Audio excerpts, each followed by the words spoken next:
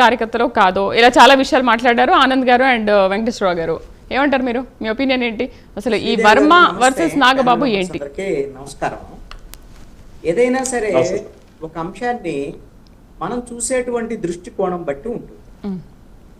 పిఠాపురంలో ఏం జరిగింది అనేటువంటి దాని మీద ఏం జరగలేదు, అక్కడ ఏం జరగలేదు అనేటువంటిది తెలుగుదేశం వాళ్ళు అనటం లేదు. ఈ డిబేట్ లో జనసేన వాళ్ళు కూడా అనటం లేదు. జరిగిన మాట వాస్తవమే. కానీ వీళ్ళిద్దరూ రాష్ట్ర స్థాయి నాయకులు. ఈ డిబేట్ లో ఉన్న ఇద్దరు కూడా ఆ పార్టీల తరఫున ఒక రాష్ట్ర స్థాయి దృక్కోణం నుంచి చూసేటువంటి నాయకులు. ప్రభుత్వంలో ముగ్గురు ఉన్నాం కాబట్టి పార్టీలు వేరైనప్పటికీ కూడా కలిసి ఉంటే బాగుంటుంది, చిన్న చిన్న ఘర్షణలు వద్దు అనేటువంటి విషయాన్ని ఇద్దరు కూడా ఒక సూచన చేశారు వాళ్ళ కార్యకర్తలు. ఒకవేళ చిన్న చిన్న సమస్యలు ఉంటే మేము వాటిని పరిష్కరించుకుంటాం అనేటువంటి విషయాన్ని కూడా చెప్పారు. ఇక్కడ ఒక అంశం ఏంటి అనంటే, ఆంధ్రప్రదేశ్లో 175 నియోజకవర్గాలు ఉంటే దాంట్లో పిఠాపురం ఒకటి. పిఠాపురంలో ఏదైనా ఒకటి జరగగానే పిఠాపురంలో వర్మ సంబంధించినటువంటి వ్యవహారం కానీ లేదా పిఠాపురం సంబంధించినటువంటి ఒక ఇష్యూ కానీ ఏదైనా సరే అది రాష్ట్ర స్థాయి వార్త అయిపోతుంది.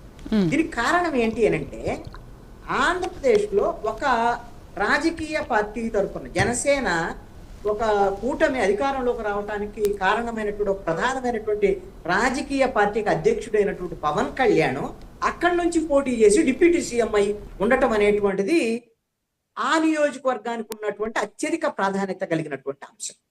అందుకని ప్రతి అంశము వర్మకి ఎందుకు ఎమ్మెల్సీ రాలేదు, మొన్న ఎమ్మెల్సీల లిస్టులో ఆయన పేరు ఎందుకు రాలేదు, ఆయన చంద్రబాబు నాయుడు హామీ ఇచ్చాడు మరి కాబట్టి ఆయన ఏమన్నా ఆయనకి ఎమ్మెల్సీ వద్దనేమన్నా జనసేన వాళ్ళు చెప్తున్నారా, జనసేన వాళ్ళు ఇంకో పవర్ సెంటర్ వద్దని చెప్తున్నారు. ఇలాంటి చర్చలన్నీ జరుగుతున్నాయి.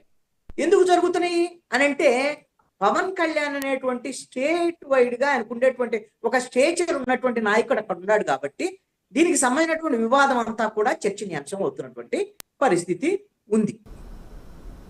ఈ నేపథ్యంలో ఈ రోజున జరిగినటువంటి నాగేంద్ర బాబుకు సంబంధించినటువంటి పర్యటన సందర్భంగా జరిగినటువంటి ఇద్దరు పోటాపోటీ నినాదాలు అనేటువంటి అంశము ఇద్దరి మధ్య అక్కడ కార్యకర్తల మధ్య ఉండేటువంటి అంతరాలని అదే విధంగా కొన్ని విభేదాలని బయట పెట్టేటువంటి అంశంగానే ఉంది.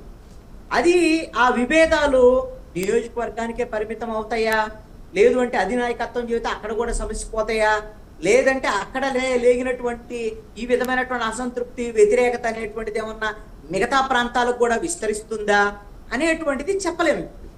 వీళ్ళు ఇద్దరు ఉన్నటువంటి మన డిబేట్ లో ఉన్న ఇద్దరు నాయకుల యొక్క ఆకాంక్ష ఏంటి అని అంటే, ఇది ఒక టీ కప్పులో తుఫాన్లాగా సమస్య పోయింది, ఇద్దరు మా నాయకత్వం అధినాయకత్వం మా కార్యకర్తలకు సర్ది చెప్పిద్ది అనేటువంటిది వాళ్ళ ఆకాంక్షగా వాళ్ళు చెప్పారు.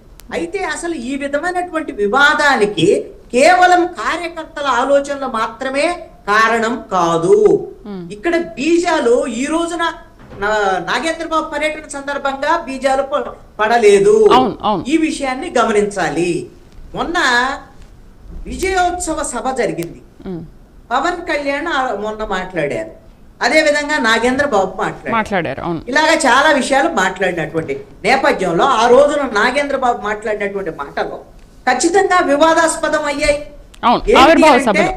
పిఠాపురంలో పవన్ కళ్యాణ్ గెలవటం వెనక అక్కడ ఉండేటువంటి ప్రజలు, అక్కడ ఉండేటువంటి పార్టీలు వీళ్ళందరూ సహకరించారు.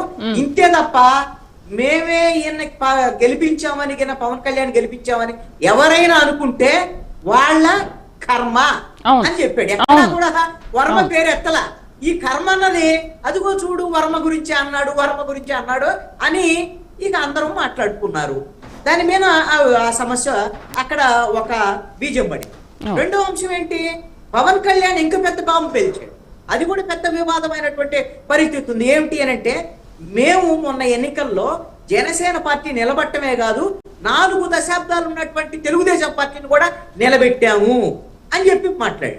ఏంటి వివాదం అంటే, తెలుగుదేశంలో ఉండేటువంటి ప్రతి కార్యకర్త, సోషల్ మీడియాకి సంబంధించినటువంటి వాళ్ళందరూ కూడా మొత్తం అందరూ అసలు ఇదేంటి, మాకు 4 దశాబ్దాలు ఉన్నటువంటి తెలుగుదేశం పార్టీని పవన్ కళ్యాణ్ నిలబెట్టడం ఏంది, జనసేన నిలబెట్టడం ఏంది అనేటువంటి దాని మీద తీవ్రమైనటువంటి వ్యతిరేకత ప్రదర్శించే, దీని మీద అధినాయకత్వం మాట్లాడకపోవటం మీద, చంద్రబాబు నాయుడు మీద, అదే విధంగా నారా లోకేష్ మీద, వీళ్ళ మీద కూడా అసంతృప్తి వ్యక్తం చేశారు. దాని మీద కొంతమంది నాయకులు కూడా చాలా మంది మాట్లాడారు, పవన్ కళ్యాణ్ ఇలా మాట్లాడి ఉండకూడదు అనేటువంటి విషయాన్ని కూడా చెప్పారు. అయితే ఎక్కడా కూడా అధినాయకత్వం, తెలుగుదేశం అధినాయకత్వం చంద్రబాబు నాయుడు కానీ నారా లోకేష్ కానీ దీని మీద ఖండించడం కానీ ఇది పవన్ కళ్యాణ్ అనటం తప్పని కానీ అనలేదు. తర్వాత ఇంకొక కార్యక్రమంలో చంద్రబాబు నాయుడుతో కలిసి పాల్గొన్నటువంటి కార్యక్రమంలో పవన్ కళ్యాణ్ మళ్ళీ మాట్లాడుతూ మేము ఈ రాష్ట్రంలో ఉండేటువంటి ఈ ప్రస్తుతం అప్పుడున్నటువంటి పరిస్థితుల రీత్యా మేము తెలుగుదేశం పార్టీకి అందరం కలిసి ముందుకెళ్ళాము, రాష్ట్రంలో వైఎస్ఆర్ కాంగ్రెస్ పార్టీని ఓడించడం అలాంటి పాలన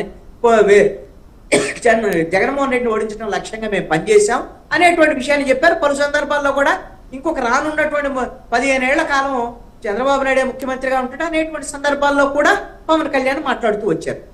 కానీ పవన్ కళ్యాణ్ మాట్లాడినటువంటి 4 దశాబ్దాలు తెలుగుదేశం పార్టీని నిలబెట్టామని కానీ, అదేవిధంగా వాళ్ళ కర్మ పవన్ కళ్యాణ్ గెలిపించామని ఎవరన్నా అనుకుంటేనే మాటలో నాగేంద్ర బాబు మాట్లాడటం కానీ ఇవి పిఠాపురంలో అగ్గిరాజేసే రాష్ట్ర వ్యాప్తంగా కూడా కొంత ఇద్దరి మధ్య ఈ విధమైనటువంటి కార్యకర్తల మధ్య ఒక అంతరాలను సృష్టించేటువంటి ప్రయత్నం జరిగింది. అయితే దీనికి వీళ్ళిద్దరూ అది నాయకులందరూ బాగానే ఉన్నారు, కార్యకర్తల్లో ఆ విధమైనటువంటి ఒక అన్సర్టనిటీ ఉంది. దీన్ని ఎలాగో వాళ్ళు ప్రతిపక్షంలో ఉన్నటువంటి వైఎస్ఆర్ కాంగ్రెస్ పార్టీ వాళ్ళు ఎలా కాచుకొని ఉంటారు. ఎందుకు అనంటే వాళ్ళ సమస్య ఏంది, మొన్న ఓడిపోయారు ఘోరంగా, మొన్న వాళ్ళు 151 నుంచి 175 పోవాలనుకున్నారు, పాపం ఆ మధ్యలో 5/11 మిగిలినటువంటి పరిస్థితి ఉంది. ఎందుకు ఇది అని అనుకున్నప్పుడు వీళ్ళు ముగ్గురు కలిసారు కాబట్టి మనం ఓడిపోయాం, కాబట్టి వీళ్ళు ముగ్గురు ఎప్పుడు విడిపోతారా అనేటువంటి దాని మీద వాళ్ళు ఆలోచిస్తూ ఉంటారు. ఆలోచించే క్రమంలో అదిగో చూడు పవన్ కళ్యాణ్ ఇలా అన్నాడు, ఈ తెలుగుదేశం వాళ్ళకి ఇది వీళ్ళేమి రెస్పాండ్ అవ్వట్లేదు అని కొంతమంది సోషల్ మీడియా అంటే ఏ పార్టీ ఏంటి అనేది ఎవరికి అర్థం కాదు. ఏ పార్టీ ముసుగులో ఎవరైనా వచ్చి ఏమైనా చేయొచ్చు. ఇందాక గాదే వెంకటేశ్వరరావు గారు అన్నటువంటి మాట అక్కడ జెండాలు పట్టుకునేటువంటి వాళ్ళేమో తెలుగుదేశం కానోళ్ళు ఉంటారని నేను అనుకోను. కానీ ఇలాగా సోషల్ మీడియా వేదికగా కొంతమంది తెలుగుదేశం ముసుగులో, కొంతమంది జనసేన ముసుగులో, కొంతమంది బీజేపీ ముసుగులో కూడా వచ్చి వీళ్ళ మధ్య చిచ్చు పెట్టేటువంటి ప్రయత్నం కూడా జరగవచ్చు. అయితే అసలు అగ్గి లేకుండా పొగరాదు. పొగనేటువంటి అసలు అగ్గి రాజుకున్నది అక్కడ. రాజుకున్నటువంటి అగ్గి ఎంత మేరకు ఎలాగా ముందుకెళ్ళింది, లేదంటే దీన్ని ఆర్పేస్తారా, అధినాయకత్వం ఆర్పేస్తుందా, భవిష్యత్తులో ఇది వివాదం కాకుండా ఉంటుందా అనేటువంటిది మాత్రం చెప్పలేము. టీ కప్పులో తుఫానుగా మారిద్దని ఆనంద సాగర్ గారు, గాదే వెంకటేశ్వరరావు గారు భావించినట్టుగా నేను కూడా అలాగనే భావిస్తున్నాను. ఎందుకు అనంటే 175 నియోజకవర్గాల్లో ఉన్నటువంటి ఒక పిఠాపురంకు సంబంధించినటువంటి సమస్య ఈ రోజున అనుకున్నాం. ఇంకొక అంశాన్ని కూడా చెప్తాను. ఒక ఉదాహరణ, ఈ రోజున సపోజ్ ఇది 2 పార్టీల మధ్య వివాదం, ఇదే రోజున ఇంకో ఘటన జరిగింది. ఇది కూడా మీడియాలో హైలైట్ అయినటువంటి అంశమే. అదేంటి, తెలుగుదేశం పార్టీలో అంతర్గతంగా జరిగినటువంటి చంద్రబాబు నాయుడు పర్యటనలో జరిగినటువంటి అంశం.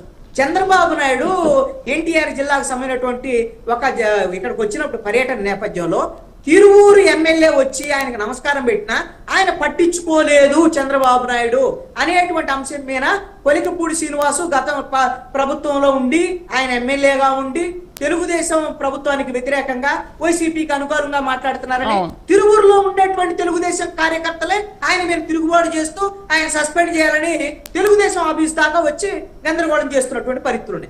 అది కూడా ఈ రోజున వార్తల్లో ఉన్నటువంటి అంశమే. అంటే 2 పార్టీల మధ్య విభేదాలు ఉన్నప్పుడు కార్యకర్తల మధ్య ఆటోమేటిక్ గా ఆ విధమైనటువంటి టెన్షన్ ఉంటుంది. అంతర్గతంగా తెలుగుదేశంలో ఉండేటువంటి ఎమ్మెల్యే సీఎం మధ్య ఈ విధమైనటువంటి సఖ్యత లేనటువంటి ఆ పరిస్థితి అక్కడ కనపడ్డప్పుడు కార్యకర్తల్లో ఆ విధమైనటువంటి అసహనం ఉండటం, విభేదాలు ఉండటం ఇలాంటివన్నీ సర్వసాధారణమైనటువంటి అంశం. ఇదే అంశం వల్ల తెలుగుదేశం జనసేన విడిపోయిద్దని మాత్రం ఎవరైనా అనుకుంటే ఇప్పుడున్నటువంటి ఈ పరిస్థితుల్లో అది ఖచ్చితంగా వాళ్ళ అవగాహన రాహిత్యమే నేను అనుకుంటున్నా. ఈ స్థితిలో మాత్రం అలాంటి పరిస్థితులు ఉండబోవు అని నేను అనుకుంటున్నాను. అంటే ఓన్లీ కార్యకర్తల్లో వస్తున్న విభేదాలు మాత్రమే. ఖచ్చితంగా కార్యకర్తల్లో విభేదాలు ఉంటాయి. తమ నాయకుడు కిందాక గాదే వెంకటేశ్వరరావు గారు ఒక క్లారిటీ ఇచ్చారు. విషయము వర్మకు అన్యాయం జరిగిందనేటువంటి విషయం పిఠాపురంలో ఉన్నటువంటి తెలుగుదేశం కార్యకర్తలే కాదు, రాష్ట్ర వ్యాప్తంగా ఉన్నటువంటి తెలుగుదేశం కార్యకర్తలందరూ కూడా మొన్న ఎమ్మెల్సీకి సంబంధించినటువంటి ప్రకటన సందర్భంలో వర్మకు రాకపోవటం మీద తెలుగుదేశం నాయకత్వాన్ని విమర్శిస్తూ సోషల్ మీడియాలో చాలా మంది పోస్టులు పెట్టారు తెలుగుదేశం వాళ్ళు. కారణం ఏంటి అంటే వర్మకు అన్యాయం జరుగుతున్నటువంటి ఫీల్ అవుతున్నటువంటి కార్యకర్తలు తమ కార్యకర్తలందరూ కూడా వర్మను చూసుకుంటున్నారు. జీవీ రెడ్డి రాజీనామా చేసినప్పుడు ఆమోదించడాన్ని జీవీ రెడ్డిలో కార్యకర్తలు చూసుకున్నారు.